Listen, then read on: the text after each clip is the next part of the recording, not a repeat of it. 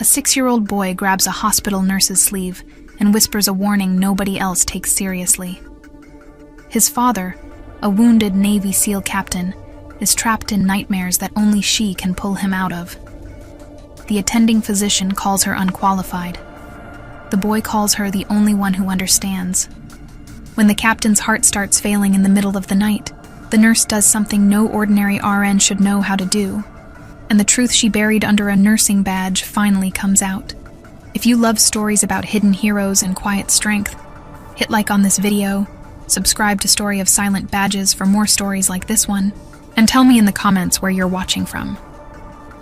Nobody warns you about the boy until he's already whispering in your ear.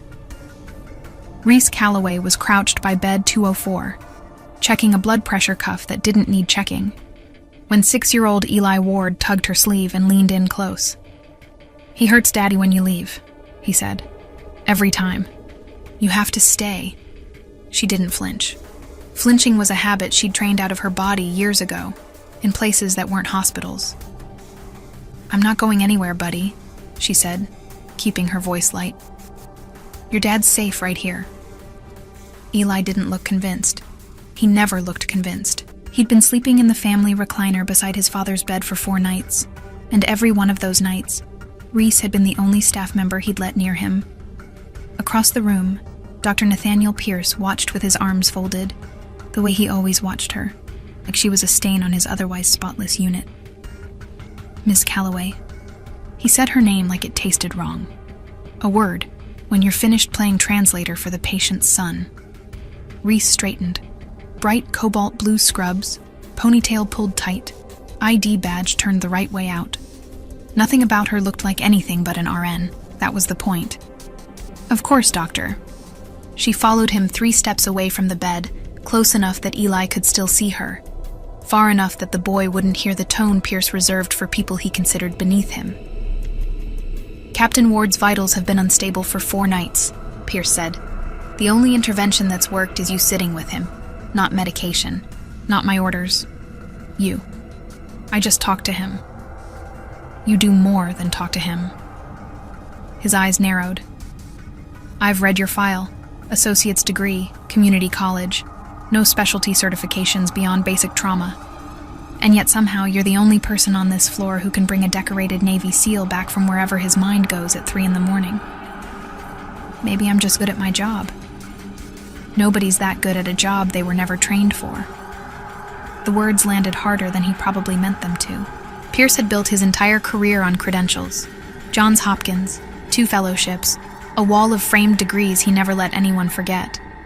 He didn't trust anything he couldn't trace back to a diploma, and he wouldn't understand the kind of training that never came with paperwork. "Captain Ward is a decorated combat veteran with documented PTSD and a still-healing thoracic surgical site," Pierce continued. "He needs psychiatric consultation, not a nurse who happens to be good with a scared kid. I'm requesting a psych transfer in the morning." "He's not ready for that." "He's not ready for a lot of things. That's not your call to make." Reese held his gaze a beat longer than a nurse probably should have. Old instinct. Never break eye contact first. Never let them think you've lost the thread. She caught herself and looked down half a second too late. Pierce noticed. He noticed everything that didn't fit his idea of her. "Dr. Pierce." Nurse Priya Anand stuck her head around the curtain. "Bed 204's monitor is doing something weird." Reese was already moving before Priya finished the sentence. Captain Ethan Ward lay in the bed exactly as he had for 4 nights, IV line taped to his hand, chest dressing visible above his gown, where a partial thoracotomy incision was healing from surgery that had saved his life a week ago. 45 years old, 9 deployments, a rank that made most of the staff go quiet when they read his chart. His eyes were open. That was the wrong kind of open. "Captain." Reese kept her voice low even, the way she'd learned to speak to men whose bodies were present, and whose minds were somewhere else entirely. "Captain Ward, you're at Cedar Point. You're safe." He didn't hear her. His hand found the rail of the bed and gripped it white-knuckled, breath going short and sharp. The monitor behind him climbing. Heart rate 138, then 144, then 151. "Eli, step back for me, honey," Reese said, and to her relief, the boy obeyed instantly, retreating to the doorway where Priya caught his shoulders. Pierce arrived at the curtain a half-second later, already reaching for the call button. "He's tachycardic. I'm calling a rapid response." "Wait." Reese didn't look at him. She was watching Ward's hands, the way his fingers had started moving against the rail in a rhythm too precise to be random. 3 taps, pause, 2 taps, pause. Anyone else would have called it a tremor. It wasn't a tremor. It was a distress signal, the kind drilled into operators so deep it survived even when the rest of the mind went dark. "Captain Ward." She reached out and set her palm flat against his sternum. Firm pressure. No hesitation. "Status check. You're not in the field. I need your eyes on me." His head turned toward her voice like something in him recognized the cadence before his conscious mind caught up. "Breathe with me. In for 4. She counted. His chest rose under her hand, shaky, but it rose.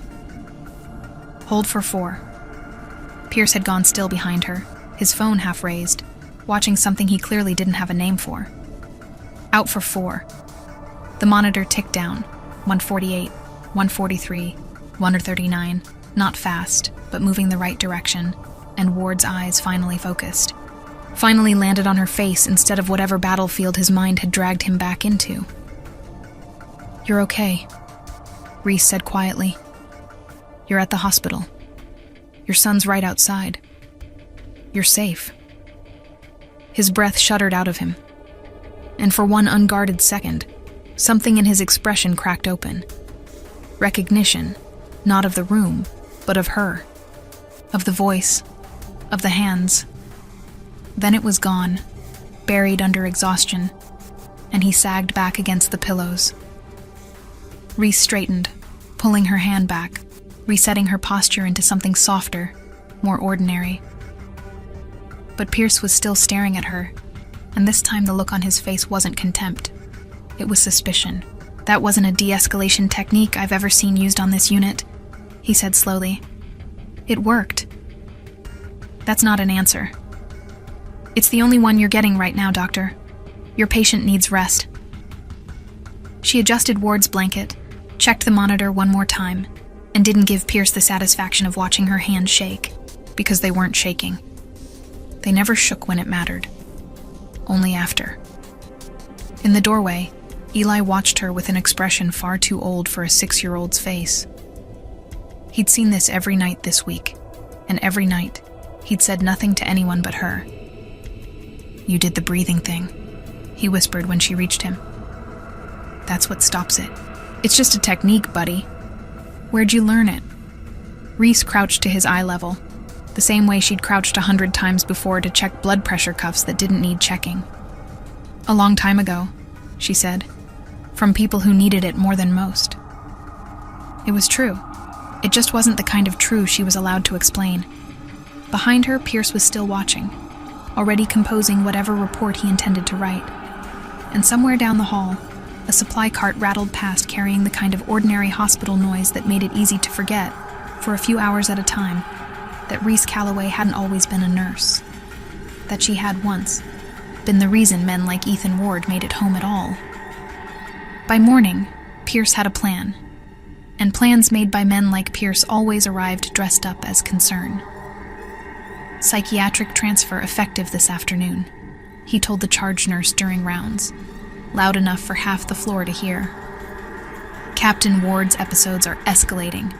He needs a controlled environment with trained behavioral health staff, not a general trauma unit." Reese stood at the med cart, back to him, hands steady on a syringe that didn't need to be that steady. "He's 5 days post-op from a partial thoracotomy," she said, without turning around. "Moving him destabilizes the surgical site and the environment he's stabilizing in. You'd be trading one risk for another. I'd be following protocol. Protocol doesn't know him. And you do." Pierce's voice sharpened. "That's precisely my concern, Ms. Calloway. You've become this patient's primary point of stability, and I don't understand why. And things I don't understand on my unit make me nervous." She didn't answer that. There wasn't an answer that wouldn't open a door she needed to keep shut. 9 years ago, Reese Calloway hadn't existed. There had been a different name, a call sign painted under the canopy of an F-22 that took her over 3 combat zones before a compressor stall and a bad ejection over unfriendly terrain ended that version of her life in about 4 seconds. She remembered the parachute snapping open too fast, the ground coming up wrong, the burn scar on her forearm that still ached in cold weather from a flare that had gone off too close during the pickup. She remembered the pararescue medic who'd stabilized her, his low, steady voice counting her breaths the exact same way she now counted Ward's, because that voice had saved her life. And she'd spent 2 years of cross-training afterward, learning to be that voice for someone else. Combat search and rescue liaison work had taught her things a community college nursing program never would. How to read a man's hands before his eyes told you anything. How to find a pulse through panic. How to keep someone's heart beating in conditions no textbook accounted for. She'd left the uniform behind 3 years ago, after a rescue that went right for everyone, except the part of her that used to sleep through the night. Nursing had felt like the nearest thing to the work she still believed in. Steady, useful, quiet. She'd built Reese Calloway carefully, on purpose, as a place to stand that didn't require her old rank or her old name. The nursing program had been almost embarrassingly easy compared to what came before it. Her hands, without permission, kept running through checklists for arterial bleeds and tension pneumothoraces while professors lectured on cranial nerves. She never told a single classmate what she used to do for a living. It was easier to be underestimated. Underestimated people got left alone. What she hadn't planned for was a 6-year-old with sharper instincts than half the trauma fellows she worked beside, or a patient whose damaged mind kept reaching, night after night, for a voice it shouldn't have remembered at all. Pierce didn't know any of that. Pierce just knew the results didn't match the resume, and men who'd spent their whole careers proving themselves on paper never trusted results that skipped the paperwork. "I'll be filing my transfer recommendation with the attending of record," Pierce said. "You're welcome to document your objection." He left the way he always left, like the conversation had ended exactly where he'd planned it to. Down the hall, Eli Ward sat cross-legged on the family recliner in his father's room, a coloring book open and untouched on his lap, listening to every word through the half-open curtain the way children learn to listen when the adults around them think they're not. When Reese came in to check the captain's vitals, Eli was waiting. "They're gonna move, Daddy," he said. It wasn't a question. "Nothing's decided yet, bud. You said you'd stay." "I'm trying." Eli's small hands twisted the edge of his coloring book. "The other nurses are scared of him. I can tell. They stand by the door." He looked up at her, and there was something unbearably direct in the way 6-year-olds sometimes look at adults, cutting straight past every polite deflection. "You're not scared. Why aren't you scared?" Reese glanced at Captain Ward, asleep for now, his chest rising in the slow, even rhythm of exhausted rest. One hand still curled loosely at his side the way a man's hand curls around a weapon that isn't there anymore. "Because I've seen it before," she said, before she could stop herself. "Seen what?" "Never mind. Come on, help me check his blood pressure. You can hold the cuff." It was a distraction, and a cheap one, but Eli took the bait, sliding off the recliner with the seriousness of a much older child assigned an important job. Reese wrapped the cuff around his father's arm and let the boy press the button, watched his face light up with quiet pride at the whir of the machine. For a moment, the room felt almost ordinary. A nurse, a boy, a recovering patient, numbers climbing steadily on a screen. Nothing that belonged in any file. Nothing Pierce could hold up as evidence of anything. Then Eli's small voice broke the quiet again, softer this time, like he was working up to something he'd been carrying for days. He calls out a name sometimes, at night, when he's stuck in the bad place. Reese's hands went still on the blood pressure cuff. "What name?" Eli frowned, concentrating, the way kids do when they're trying to get something exactly right for someone who matters to them. "It's not a real name," he said. It's like a word, like a code word. He said it again last night, right before you came in and did the breathing thing. He looked up at her, small and solemn. Do you know what it means? Reese kept her face very still, the way she'd trained it to stay still through debriefings and depositions, and every conversation since that could unravel everything she'd built. I don't know, she lied. Maybe it's just a dream word. But she did know. She'd known the second Eli's mouth had started to shape the sound, before he even finished saying it, because it wasn't a random syllable from a stranger's nightmare. It was a call sign, her call sign, spoken by a man she was almost certain she had never met, which meant either her memory was wrong, or Captain Ethan Ward's nightmares were dragging up a version of a mission that had never made it into any official record at all.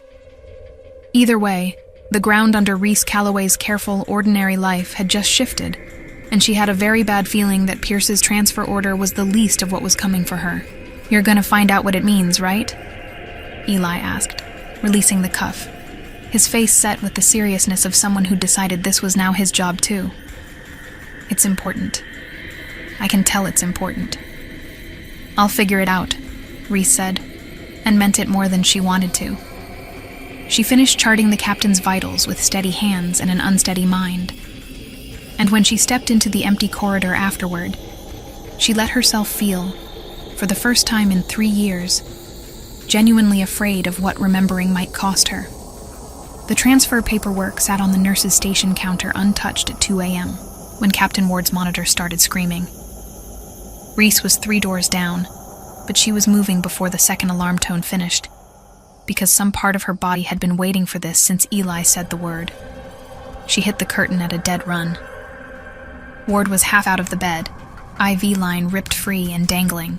One hand clawed against his own chest, dressing where fresh blood was already blooming through the gauze. The other hand swinging wide at something only he could see. His eyes were open and empty in the same terrible way as before, except worse. His body wasn't frozen this time. It was fighting. Get security, a night nurse started. No. Reese's voice cut through the room like a blade. Not security.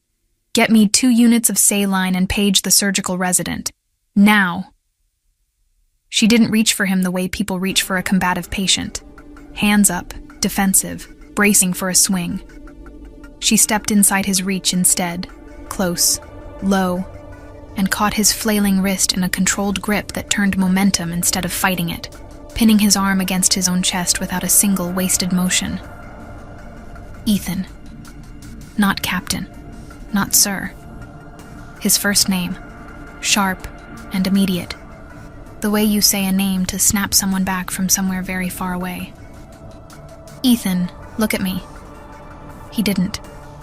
His breath was tearing in and out of him, and under her hand she could feel his heart slamming against the compromised surgical site hard enough that she already knew, with the flat certainty of someone who'd seen this exact failure mode before, that they had minutes, not hours.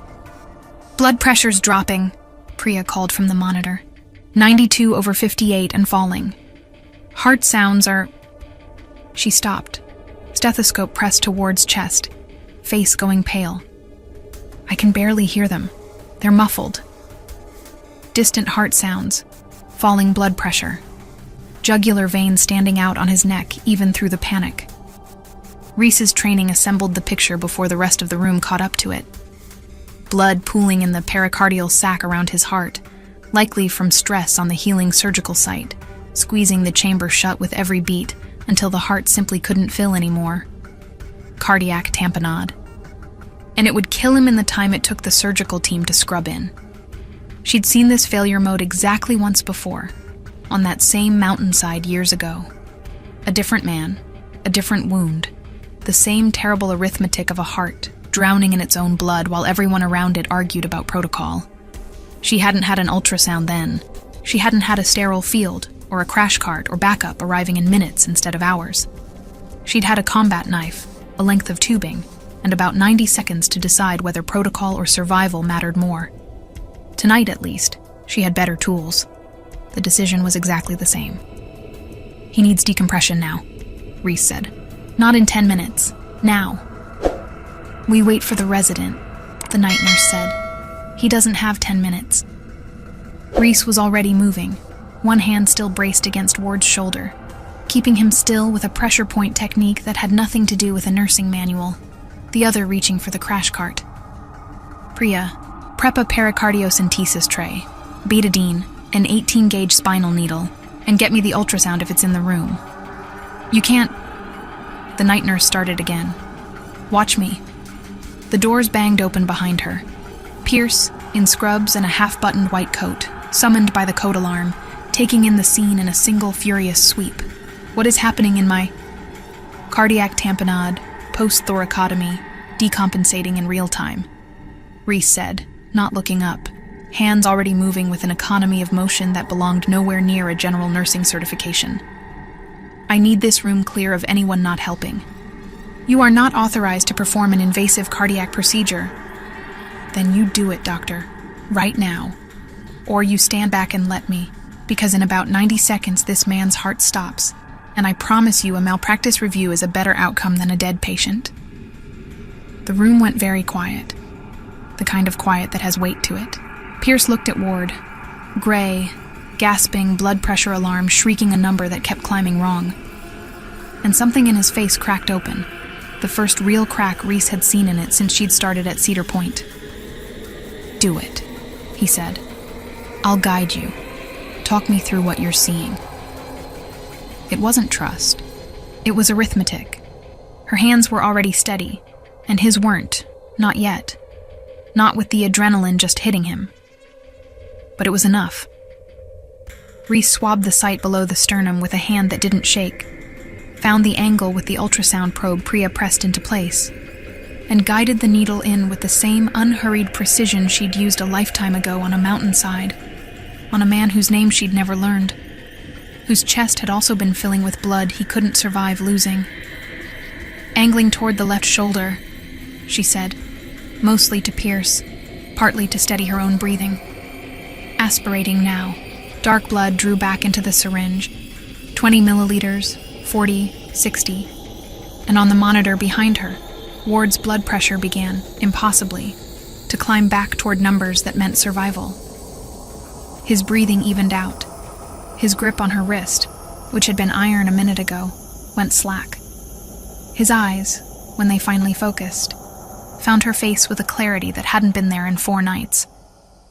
You're okay, Reese said, quieter now, the fight gone out of the room. You're okay, Ethan. Stay with me.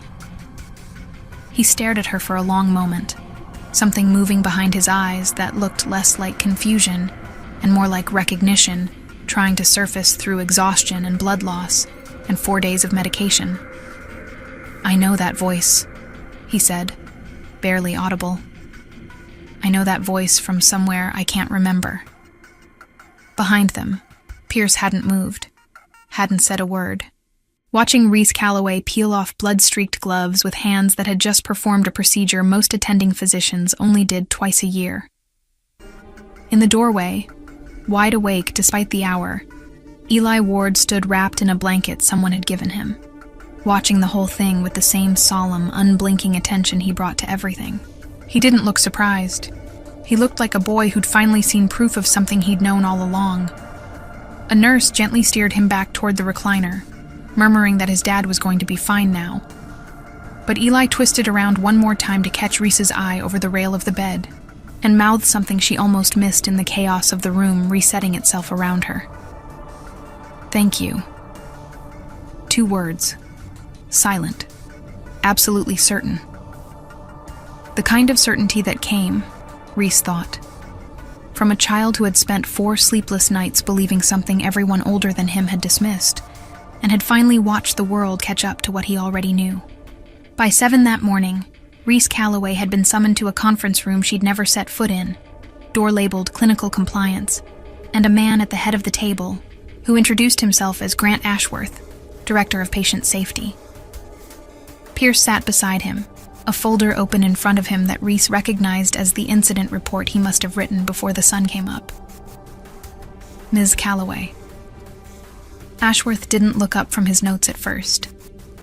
Last night you performed an invasive cardiac procedure, a pericardiocentesis.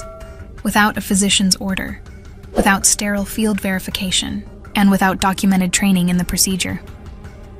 That patient is alive because of what you did.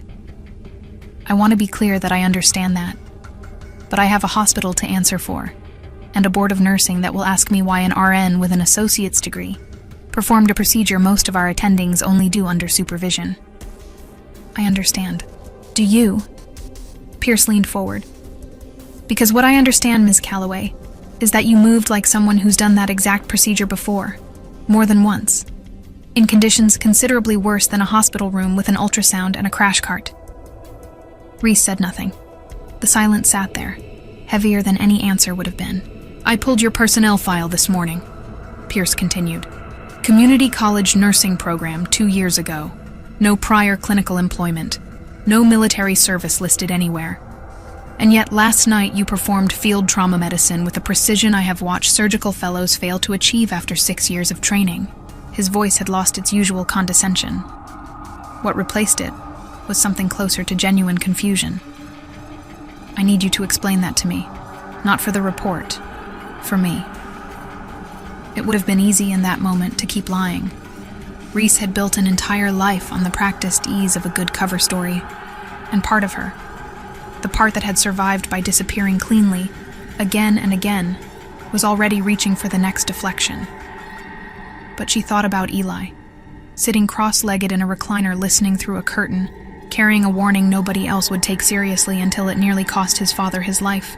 She thought about the word Ward had spoken in the dark, a call sign that didn't belong to a stranger's nightmare, and about the mountainside 7 years ago where she'd knelt over a wounded operator, whose face she'd never seen clearly through the smoke and the dust and the visor fogging with her own breath, calling in a bird while his blood pressure crashed under her hands. 6 operators extracted that night. She'd never learned any of their names.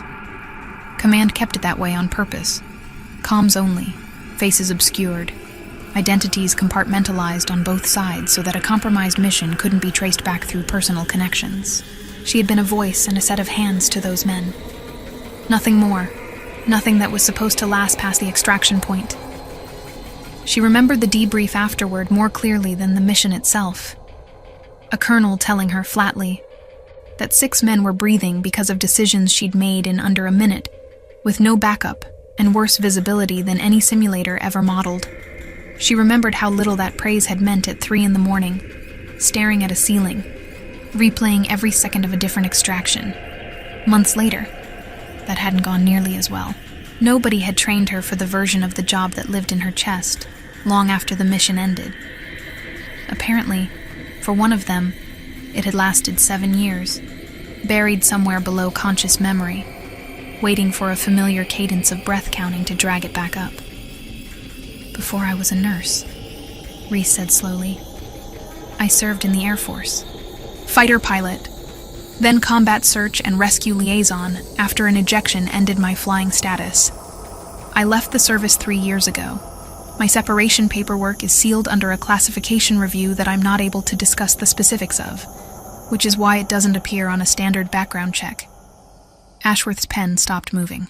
You're telling me you have military trauma training that isn't reflected anywhere in your employment file, he said carefully. I'm telling you, I've stabilized worse injuries than Captain Ward's in worse conditions than this room, more times than I can count on both hands. I used that training last night because it was the only thing standing between him and a code blue. I'd do it again. Pierce studied her for a long moment, the folder in front of him forgotten. Why hide it?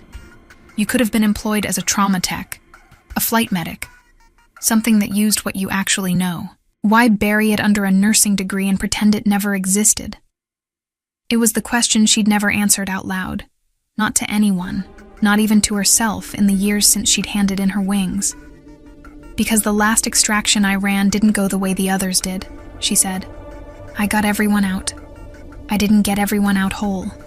I spent 2 years telling myself that if I put down every piece of who I used to be, I could stop carrying it. Nursing felt like the nearest version of that work that didn't require me to keep being her. Her jaw tightened. It turns out you can change your name and your scrubs. You can't actually put down the training. It's still there when someone needs it. The room was quiet for a long moment. Captain Ward, Ashworth said finally, has been asking to speak with you since he woke up an hour ago. He says he remembers something, wants to say it to you directly. Reese felt something tighten in her chest that had nothing to do with adrenaline. I'd like to see him. Pierce closed the folder in front of him, slower than he needed to, buying himself a moment. This conversation isn't over, Miss Calloway. There are licensing questions, scope of practice questions, questions I still don't have good answers for. He paused at the door, and for the first time since Reese had met him, his voice came out without any edge in it at all. But I watched you save a man's life last night doing something none of my fellows could have managed. Whatever you used to be, it's still the reason he's breathing. I'd be a fool not to at least hear the rest of it. It wasn't an apology. From a man like Pierce, Reese suspected. It was as close as one ever got. Down the hall, past the nurse's station, and the coloring book still open on the family recliner, Captain Ethan Ward was sitting up in his bed for the first time in 5 days, alert, focused, his son curled against his side with the fierce satisfaction of a boy who had been right about something the whole time nobody would listen. There she is, Eli said, tugging his father's sleeve exactly the way he'd tugged hers a lifetime ago, yesterday afternoon. Told you she'd know. Captain Ward looked different awake and steady than he had in 4 nights of fractured sleep, older around the eyes, but present in a way Reese hadn't seen since he'd been wheeled onto the floor. Close the curtain, he said quietly, and Reese did, giving them what privacy a hospital room could offer. Eli didn't move from his father's side, and Ward didn't ask him to. Whatever this was, the boy had clearly earned the right to hear it. 7 years ago, Ward said, without preamble, my team got pinned down on a ridgeline we weren't supposed to be anywhere near. I took shrapnel to the chest. My corpsman went down before he could get to me. I remember losing feeling in my hands, and I remember thinking, pretty clearly, that this was how it ended. He paused, gathering something that clearly cost him. And then there was a voice, female, counting my breathing, telling me I was safe when nothing about that mountain was safe. I never saw a face, smoke, dust, my own blood in my eyes, my own. Just hands that didn't shake and a voice that didn't either. Reese stood very still. She remembered that ridgeline with a clarity that had never dulled. The calm static cutting in and out. The smell of scorched rock. A man's pulse fluttering thin and fast under her fingers while she told him the bird was 4 minutes out. 3 minutes. 90 seconds! In a voice she forced level even as her own hands shook with cold. She had never known if he'd survived the flight to the surgical unit. Command didn't share outcomes with extraction crews. You did the job, climbed back into the aircraft, and let the not knowing become another weight you carried without complaint. They called her Wraith, Ward said. Never used a real name over comms, just the call sign. I asked around for years afterward, tried to find out who'd worked that extraction, and every request came back sealed. Command told me the identities of CSAR personnel on that operation were classified beyond my clearance, which didn't make sense for a man who'd been on the ground bleeding out under her hands. But that's the answer I got. Eventually I stopped asking. Told myself it didn't matter who she was, only that she'd gotten me home. He looked at her, and Reese felt the last 7 years compress into a single breath. Last night, when everything went black, I heard that voice again. Same cadence. Same counting. I thought I was hallucinating. Grief, meds, whatever it was. And then this morning, when I woke up, I remembered something I hadn't thought about in years. His jaw worked. The voice on that ridgeline had a scar. Right here. He touched the inside of his own forearm, close to the wrist. I saw it for half a second when her sleeve rode up, checking my pulse. A burn scar, like a flare had gone off too close. Reese's hand moved almost involuntarily to her own forearm, to the mark she'd carried since her own ejection 2 years before that mission. The one she never bothered to hide under long sleeves, because nobody at Cedar Point had ever looked closely enough to ask. Captain Ward. Ethan, he said. You called me Ethan last night. not Captain. I want to hear you say it again and tell me I'm not out of my mind. Reese pulled her sleeve up without being asked, held her arm out, let him see the scar clearly for the first time in 7 years and half a lifetime. Wraith was a call sign, she said quietly. I don't use it anymore. Neither the name nor the person who carried it. But yes, that ridgeline, that extraction, that was me. For a long moment, nobody in the room said anything. Eli looked between his father's face and Reese's with the wide-eyed solemnity of a child who understood, even without the details, that something enormous had just clicked into place. You saved my dad, he said finally, like he was testing the sentence out loud for the first time. Before. Not just now. Before. I helped a team get off a mountain, Reese said. I didn't know which one of them made it home whole until about 30 seconds ago. Ward's hand found hers, gripping it the way a man grips something he's afraid will disappear if he lets go. I have spent 7 years wondering if the person who kept me breathing on that ridge ever knew what happened after. Whether I made it, whether it mattered. His voice cracked on the last word. You're telling me she's been in this hospital the whole time, and I didn't recognize her until my own son heard her counting my breaths and put it together before I did. He didn't put it together, Reese said, glancing at Eli. He just refused to stop paying attention. That's not nothing. Outside the curtain, footsteps approached, and a moment later Pierce appeared. Flanked by a man in a dress uniform Reese recognized instantly by the insignia. A liaison officer from her old wing, summoned, she guessed, sometime after Ashworth's compliance team started making calls that morning. Ms. Calloway, the officer said. And there was something almost formal in the way he said it, a recognition of rank that hadn't technically existed in 3 years. Command received a records inquiry this morning, tied to an incident report from this hospital. Once your name came up in connection with the call sign referenced in Captain Ward's medical chart, I was asked to confirm your service record in person, given the classification involved. And? Pierce asked, arms still crossed, but the posture had lost its old certainty. The officer's expression didn't change, but there was something almost like respect in his voice.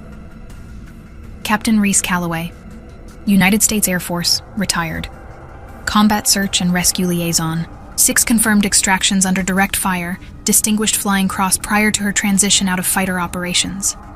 Her file confirms everything Captain Ward just described, down to the operation number. He turned to Pierce. Whatever procedure she performed last night, Doctor, I trust her hands over most surgeons I've worked beside. Pierce didn't say anything for a long moment. When he finally spoke, his voice had none of the sharp edges Reese had come to expect from him. I owe you an apology, he said. I spent a week assuming the gap between your credentials and your competence meant something was wrong.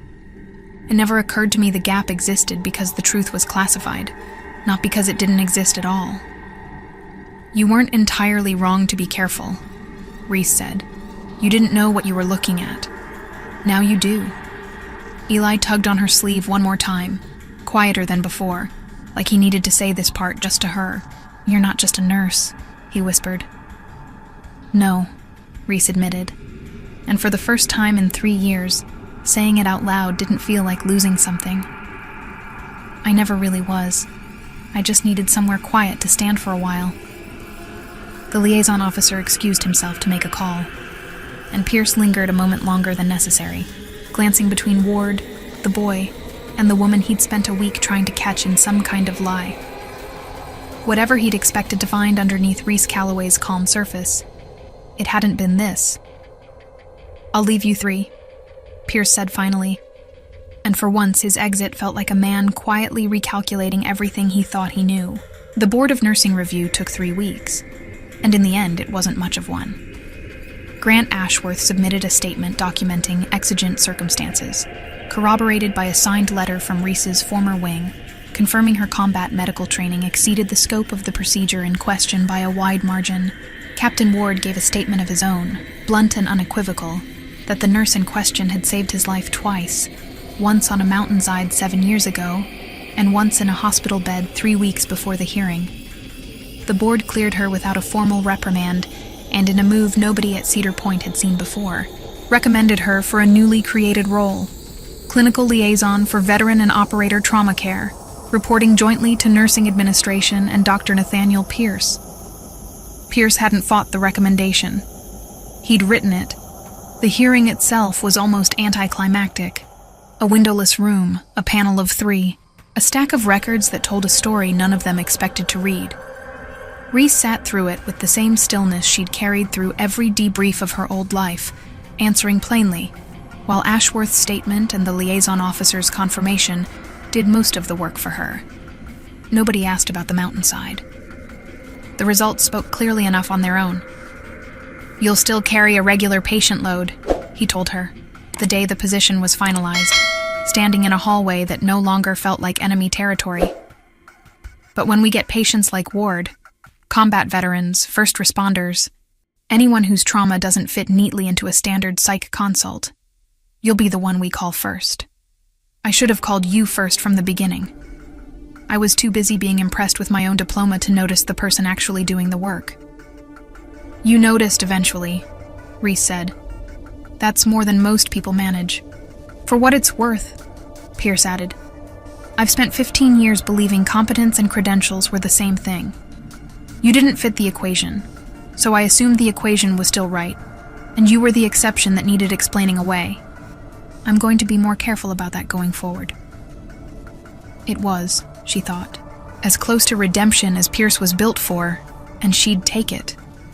What mattered was whether people started moving in the right direction once the truth got through, and Pierce, for all his old certainty, had started moving. Captain Ward was discharged on a bright, ordinary Tuesday, walking out under his own power with his surgical site healed and his son's hand locked in his. He stopped at the nurse's station on his way out, in civilian clothes for the first time since Reese had met him, looking less like a patient and more like the man he must have been before a ridgeline and a compressor stall had each taken something from both of them. "I looked you up," he said. "Once I had a name to look up, Distinguished Flying Cross.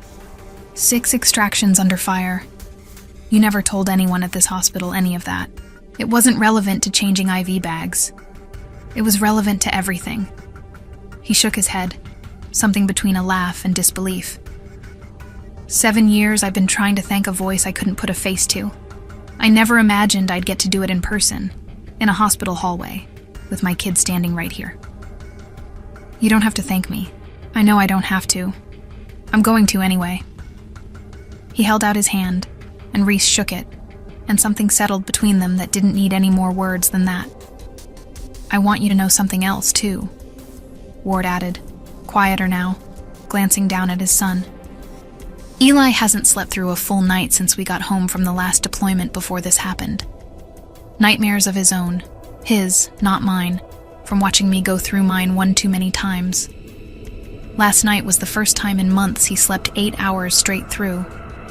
He told me it was because he finally knew there was someone who'd catch it, whatever happens next. That's not a small thing you gave him.